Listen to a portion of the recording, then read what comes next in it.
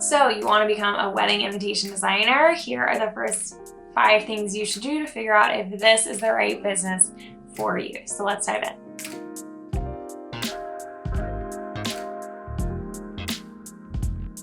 Hi, I'm Laney. I'm a wedding invitation designer. I love to teach people how to start and run successful stationery businesses. So if you are thinking this career might be right for you, then I'm going to tell you the first 5 things you should do to kind of test it out and get a feel for it, and then actually get started in your business. And of course, I have a 10+ hour long course on this called From Start to Suite. It will help you with all of these things and so much more. You can piece things together on the internet as always, but if you're ready to kind of take it a step further, I'll link that course in the description in case it's interesting for you.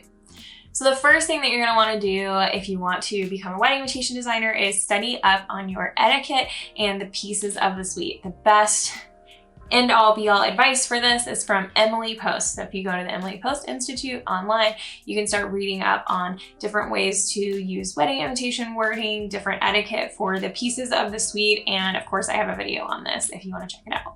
But you'll need to understand the etiquette and the purpose of each different piece of the suite if you are going to become a wedding invitation designer, because you're going to need that level of expertise to guide your clients through the process. This will also include things like postage rules, mailing addresses, etc. So it's kind of a big field of etiquette around wedding invitations, and you'll need to know this information to avoid mistakes on your first couple orders, because let me tell you, a lot of us, myself included, made some really embarrassing mistakes at the beginning because I didn't have the full knowledge that I needed. Number 2 is you're going to want to get familiar with your design programs. You can design invitations in programs like Canva or Procreate on your iPad. I'm not going to say you can't, but I would highly recommend that you invest in the Adobe Creative Cloud and use Adobe Illustrator, Photoshop, and InDesign to design your wedding invitations. The reason for this is that it's just the industry standard, and it's industry standard for a reason because it is very robust. And even if you would argue that some other platforms are preferable or even more robust, the thing is that if you ever have a question about anything, if you ever have a file that's kind of wonky and you're not really sure how to get it to print correctly, your printers, other stationery designers, anyone else in the industry is going to be able to help you in those programs, because those are the programs that most of us use. So I highly recommend getting familiar with those. You can take courses on Skillshare, you can take courses on adobe.com, you can take courses here on YouTube. I have a bunch of videos about using these programs here on my channel. There's so many different options of how you can become familiar with those, but I highly recommend using the Adobe Creative Cloud if you want to become a serious graphic designer.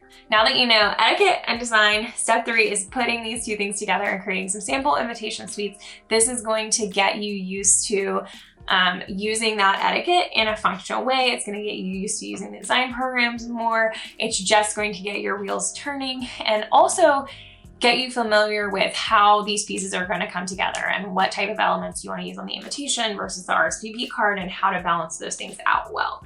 It's also going to give you a portfolio, which will help you with marketing, which is going to be a later step, don't worry. But before that, we're going to go to step 4, which is actually trying to print them. I'm going to link 2 of my favorite printers for beginners, Printswell Fulfillment and Stationery HQ, in the description of this video. I have some other videos on them if you want to explore further. But both of these printers offer minimums as low as 10, and they offer a variety of different paper options. You can typically order a sample pack, and they're going to be a great place to get started with learning how to print things. I have a feeling that you're going to be surprised the first time you print something. First of all, how much is involved in the setup of it, and second of all, with what comes out.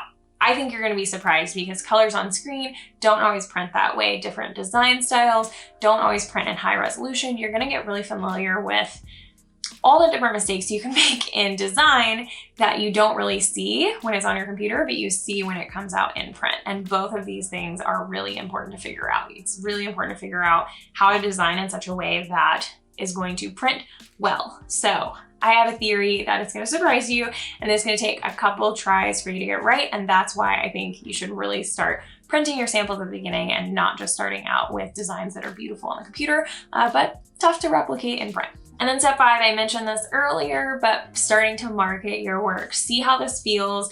If you're liking designing, if you're liking printing, start marketing so that you can talk to potential actual clients. This can be as simple as just sharing pictures of your work on Instagram or on Facebook. A lot of people get their first client from a friend or a family member who is doing maybe a smaller event, not necessarily a wedding at first. And it's a really good way to practice working with a client without it necessarily having the pressure of a full wedding. I have a whole other business on marketing your wedding invitations, but if you've gotten through studying the etiquette, studying the design programs, designing some samples, and printing them, then step 5 is to start marketing your business. And then I'm gonna film a video right after this that's the first 5 steps to making your business legit. So go ahead and watch that one if you decide through design and study and planning that this business is for you. Now, if you wanna skip some Googling, skip some Skillshare steps, etc., and take this from start to finish, from start to suite, I have this course that's 10+ hours that'll take you